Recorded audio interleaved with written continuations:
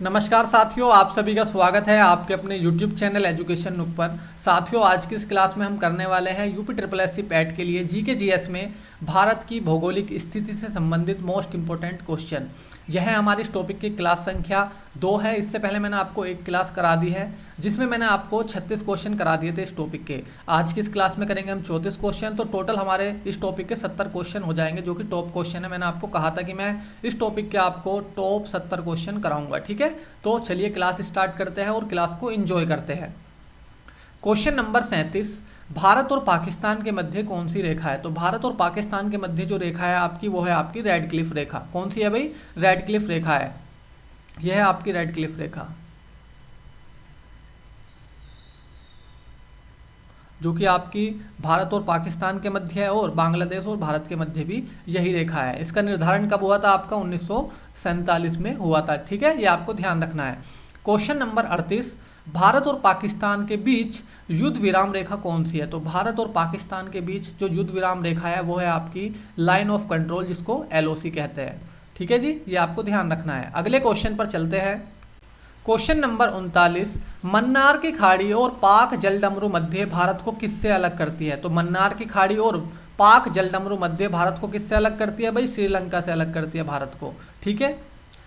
यह है आपका पाक जलडमरू मध्य, और इधर है आपकी मन्नार की खाड़ी, ये भारत को अलग करती है, ठीक है जी। किससे? श्रीलंका से, जो कि आपको ध्यान रखना है।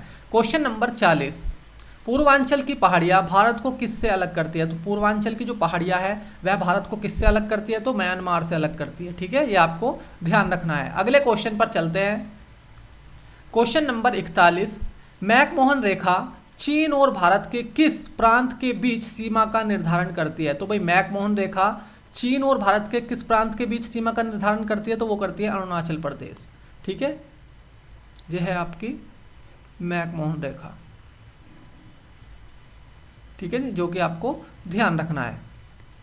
अगले क्वेश्चन पर चलते हैं। क्वेश्चन नंबर 42, विश्व की कुल जनसंख्या का कितना प्रतिशत भारत में निवास करती है? तो भाई विश्व की जो कुल पॉपुलेशन है, कुल जनसंख्या है, उसका कितना प्रतिशत भारत में निवास करती है? तो 17%, जो कि मैंने आपको पहली क्लास में भी बता दिया था, ठीक है। अगले क्वेश्चन पर चलते हैं।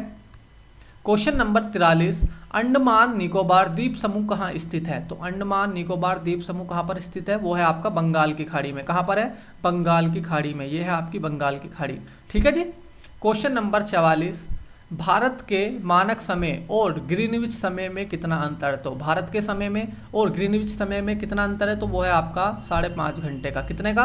5.5 घंटे का फर्क है आपका ग्रीनविच समय में और भारत के मानक समय में। अगर ये है हमारी ग्रीनविच टाइमलाइन, कौन सी है? ग्रीनविच मीन समय लाइन, ठीक है जी, जो कि आपके कितने पे है? 0 डिग्री देशांतर पर है। कितने पे? 0 डिग्री देशांतर पर है, ठीक है जी। अगर हम इससे इधर को चलेंगे, इधर की साइड को चलेंगे, ईस्ट की तरफ को चलेंगे, तो टाइम आएगा आपका प्लस में। अगर हम इधर को चलेंगे वेस्ट की तरफ को, तो टाइम आएगा माइनस में। इसलिए भारत का जो समय है वह ग्रीनविच समय से कितना आगे है? तो 5.5 घंटे आगे है। कितना? 5.5 घंटे आगे है, जो कि आपको ध्यान में रखना है। क्योंकि जो भारत की टाइम लाइन है वो कितनी है? 82 डिग्री। कितनी है भाई? 82 डिग्री पूर्वी देशांतर। लगभग 1 डिग्री का जो मान होता है भाई, 1 डिग्री देशांतर का जो मान होता है लगभग कितना होता है? 4 मिनट होता है। कितना होता है? 4 मिनट।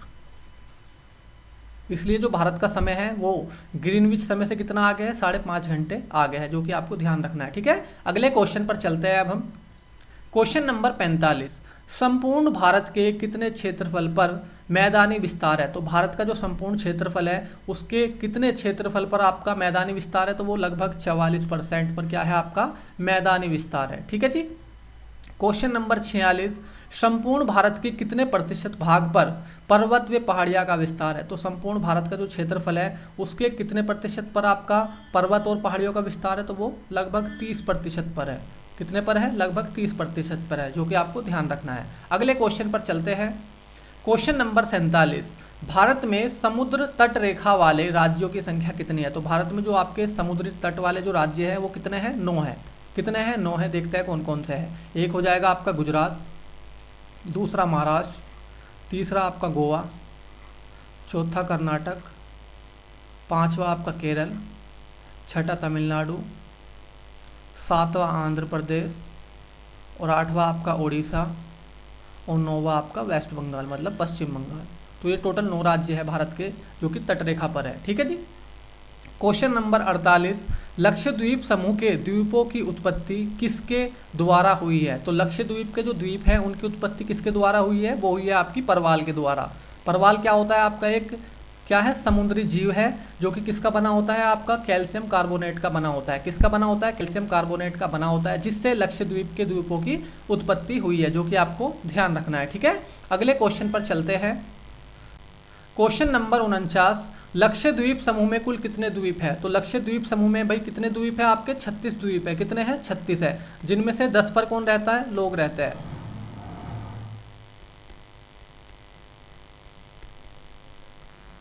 और आपके जो 26 है इन पर लोग नहीं रहते।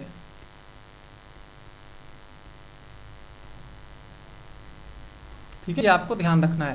क्वेश्चन नंबर 50, भारत का शीत मरुस्थल किसे कहा जाता है? तो भारत का जो आपका शीत मरुस्थल है वो किसे कहा जाता है? लद्दाख को कहा जाता है। किसे कहा जाता है? लद्दाख को। ठीक है, ये आपको ध्यान रखना है। अगले क्वेश्चन पर चलते हैं। क्वेश्चन नंबर 51, केंद्र शासित प्रदेश अंडमान निकोबार द्वीप समूह की राजधानी क्या है? तो अंडमान निकोबार द्वीप समूह की जो राजधानी है वो है आपकी पोर्ट ब्लेयर। क्या है भाई? पोर्ट ब्लेयर है। क्वेश्चन नंबर 52, दक्षिण भारत की सबसे ऊंची चोटी कौन सी है? तो दक्षिण भारत की जो सबसे ऊंची चोटी है वो है आपकी अनाईमुड़ी। क्या है भाई? अनाईमुड़ी, जिसकी ऊंचाई कितनी है आपकी? 2695 मीटर है। कितनी है? 2695 मीटर। ठीक है, ये आपको ध्यान रखना है। अगले क्वेश्चन पर चलते हैं। क्वेश्चन नंबर 53, भारत क्षेत्र में कौन से 2 ज्वालामुखी द्वीप है? तो भारत क्षेत्र में जो आपके 2 ज्वालामुखी द्वीप है वो कौन से है भाई? बैरन है और नारकोडम है। कौन से हैं? बैरन और नारकोडम, जो कि कहाँ पर है? आपके अंडमान निकोबार में है। जो आपका बैरन है ये आपका सक्रिय ज्वालामुखी द्वीप है। सक्रिय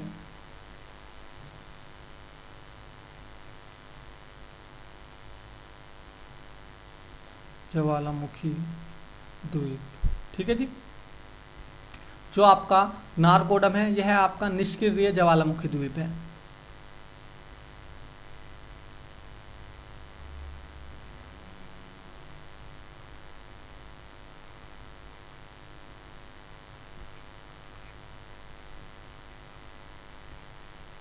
ठीक है, ये आपको ध्यान रखना है। क्वेश्चन नंबर 54, हैदराबाद का जुड़वा नगर कौन सा है? तो हैदराबाद का जो जुड़वा नगर है वो है आपका सिकंदराबाद। कौन सा है भाई? सिकंदराबाद, जो कि आपको ध्यान रखना है। अगले क्वेश्चन पर चलते हैं।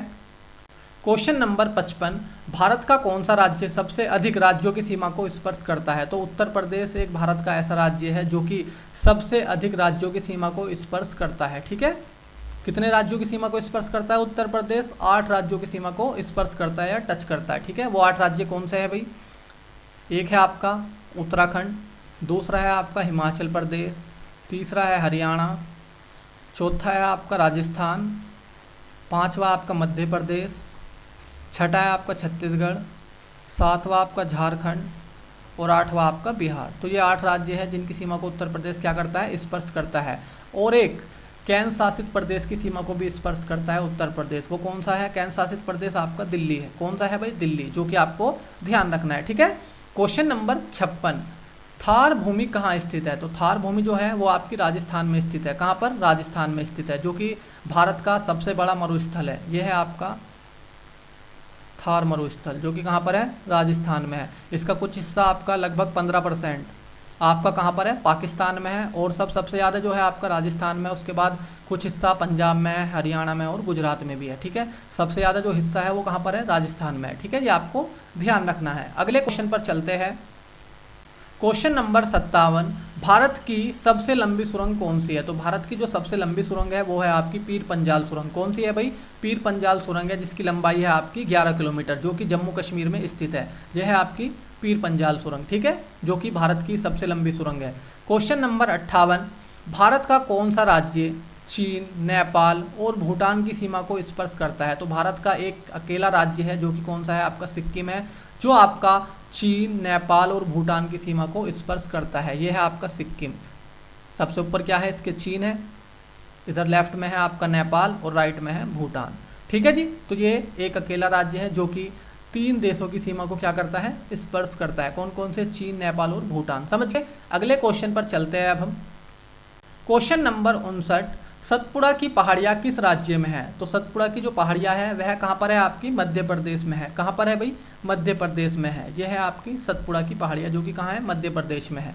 क्वेश्चन नंबर 60, अंडमान निकोबार द्वीप समूह की सबसे ऊंची चोटी कौन सी है। तो अंडमान निकोबार द्वीप समूह की जो सबसे ऊंची चोटी है वो है आपकी सैंडल पीक। ठीक है जी। कौन सी है भाई, सैंडल पीक। ये आपको ध्यान रखना है। अगले क्वेश्चन पर चलते हैं। क्वेश्चन नंबर 61, दक्कन का पठार किन राज्यों में स्थित है। तो जो आपका दक्कन का पठार है वो किन राज्यों में स्थित है भाई, वो आपका महाराष्ट्र में है, मध्य प्रदेश में है, गुजरात में है, कर्नाटक में है और आपका आंध्र प्रदेश में है। तो टोटल 5 राज्यों में है। कौन कौन सा है भाई, गुजरात, मध्य प्रदेश, महाराष्ट्र, कर्नाटक और आपका आंध्र प्रदेश। तो इन 5 राज्यों में आपका दक्कन का पठार है। ठीक है, ये आपको ध्यान रखना है।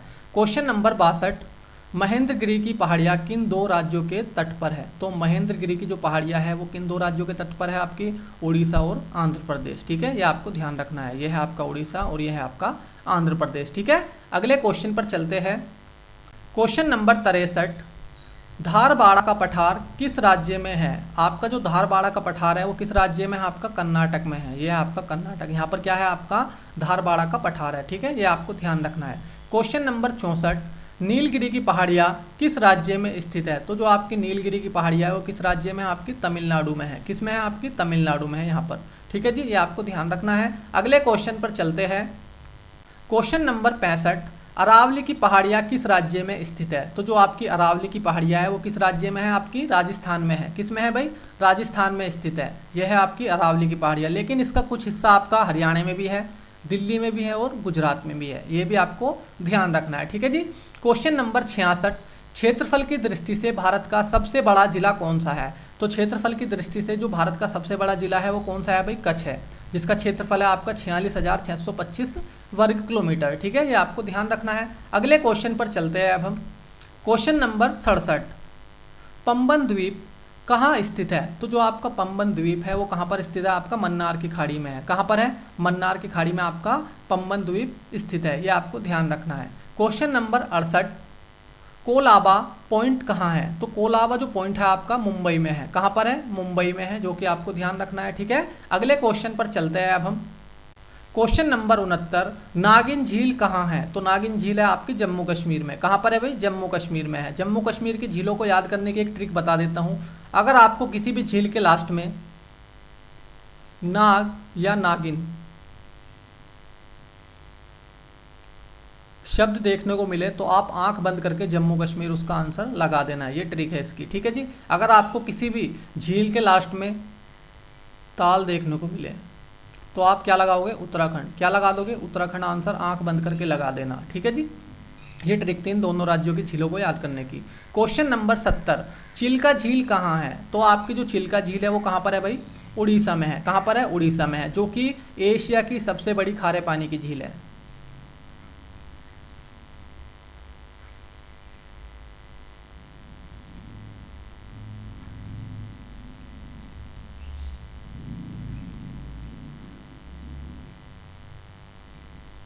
ठीक है, ये क्वेश्चन बहुत बार आ चुका है, ये आपको ज़रूर ध्यान रखना है। तो मैं उम्मीद करता हूँ कि आपको ये 34 क्वेश्चन जो मैंने आज कराए हैं ये आपको अच्छे से समझ में आ गए होंगे।